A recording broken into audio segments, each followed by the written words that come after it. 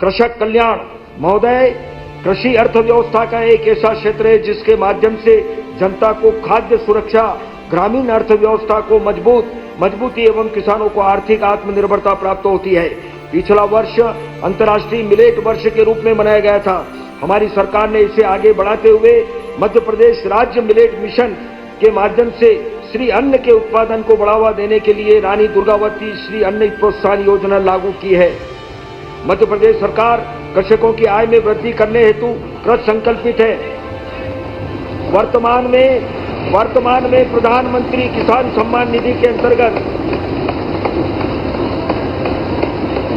किसान परिवारों को 6,000 प्रतिवर्ष की आर्थिक सहायता प्रदान की जा रही है। इसके अतिरिक्त हमारी सरकार द्वारा भी कृषकों को राशि रुपये 6,000 प्रतिवर्ष का लाभ दिया जा रहा है। मुख्यमंत्री किसान योजना में इस वर्ष रुपये 5,220 करोड़ का प्रावधान प्रस्तावित है। नवीन योजना मुख्यमंत्री कृषक उन्नति योजना के अंतर्गत परंपरागत रूप से 1 या 2 फसलें ले रहे हैं। किसानों को फसल विविधीकरण में पारिस्थितिकीय संतुलन हेतु सहायक फसलें लेने पर राज्य सरकार द्वारा शेष प्रोत्साहन राशि दी जाएगी। प्रधानमंत्री फसल बीमा योजना के अंतर्गत अब तक लगभग 2 करोड़ 42 लाख प्रकरणों में रुपये 29,555 करोड़ का भुगतान किया जा चुका है।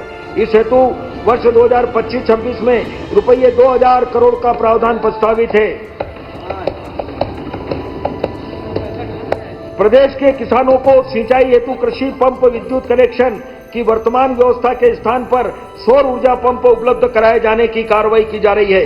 उत्पादित सौर ऊर्जा का उपयोग करने पर विद्युत व्यय में कमी होगी।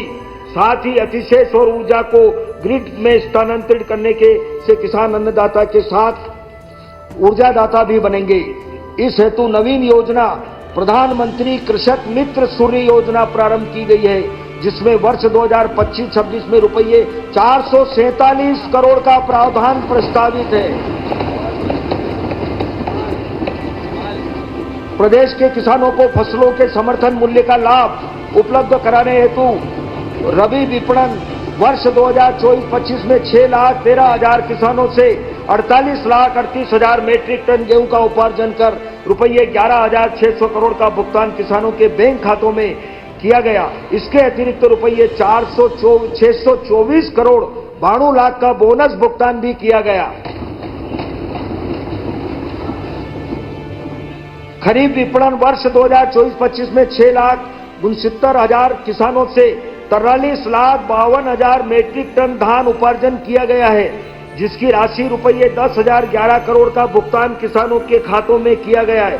इसके अतिरिक्त धान उपार्जन अंतर्गत किसानों को रुपये 4,000 प्रति हेक्टेयर के मान से प्रोत्साहन राशि दी जा रही है।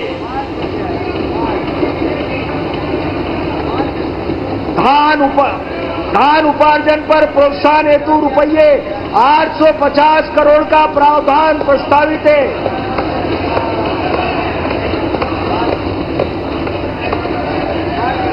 प्रदेश में फल फूल एवं सब्जी के उत्पादन के लिए नवीनतम प्रणालियां तथा इन उत्पादों के बेहतर विपणन व मूल्य के लिए खाद्य प्रसंस्करण प्रोत्साहित किया जा रहा है।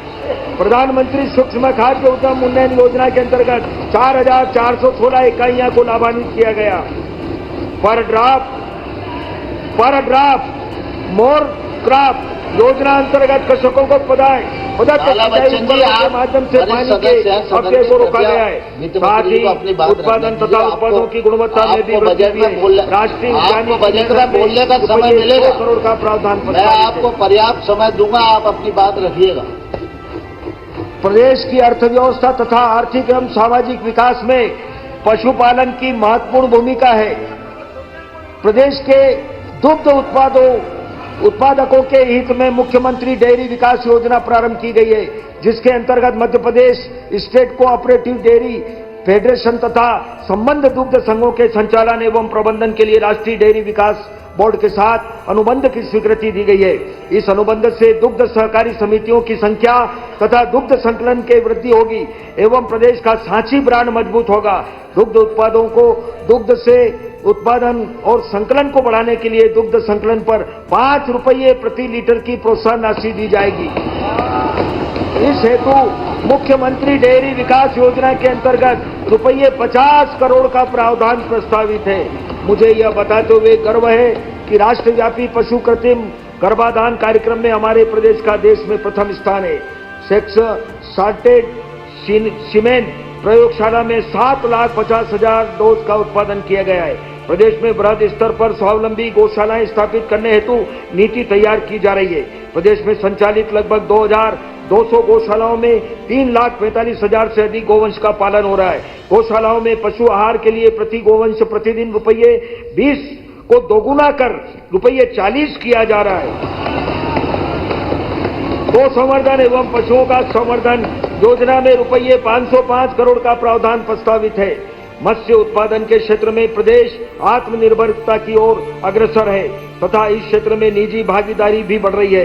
प्रधानमंत्री मत्स्य संपदा योजना के तहत 2,137 हेक्टेयर जल क्षेत्र की निजी भूमि में तालाब निर्माण, 175 बायोफ्लॉक पांड मत्स्य बीज उत्पादन हेतु 32 hatchery, 418 biofloc, 51 ice plant, 78 fish feed मिल स्थापित किए गए हैं। मत्स्य विपणन कार्य को सुगम बनाने हेतु मत्स्य पालकों को 46 इंसुलेटेड वाहन, 1,881 मोटरसाइकिल आइस बॉक्स सहित तथा 297 3 व्हीलर आइस बॉक्स सहित प्रदान किए गए हैं। मछली उत्पादन व्यवसाय को प्रोत्साहित करने हेतु प्रधानमंत्री मत्स्य संपदा योजना में रुपये 105 A chance to grow, a chance to learn.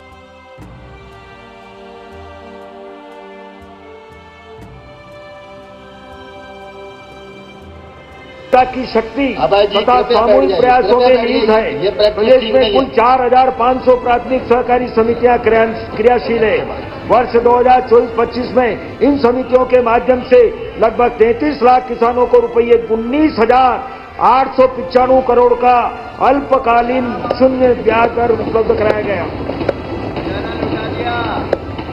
सहकारी बैंकों के माध्यम से कृषकों को अल्पकालीन ऋण पर ब्याज अनुदान योजना हेतु रुपये 694 करोड़ का प्रावधान प्रस्तावित है। प्रदेश में अब तक कुल 69,63,000 किसान क्रेडिट कार्ड जारी किए गए हैं। प्रदेश के 5,34,000 पशुपालकों को किसान क्रेडिट कार्ड जारी किए गए हैं। प्रदेश के मत्स्य पालकों को 1,10,000 से अधिक किसान क्रेडिट कार्ड उपलब्ध कराए जा चुके हैं। मत्स्य पालक कृषकों के 83,840 प्रकरण स्वीकृत कर रुपये 236 करोड़ 74 लाख की 7 सीमा स्वीकृत की गई है। कृषि एवं समृद्ध सेवाओं का वर्ष 2011-12 से वर्ष 23-24 में राज्य के सकल मूल्य वर्धन जीबीए में योगदान 34% से बढ़कर 46% हो गया है। मुझे बताते हुए गर्व है कि इसी अवधि में कृषि क्षेत्र में राष्ट्रीय स्तर पर प्रदेश का योगदान 6% से बढ़कर लगभग 12.5% हो गया है।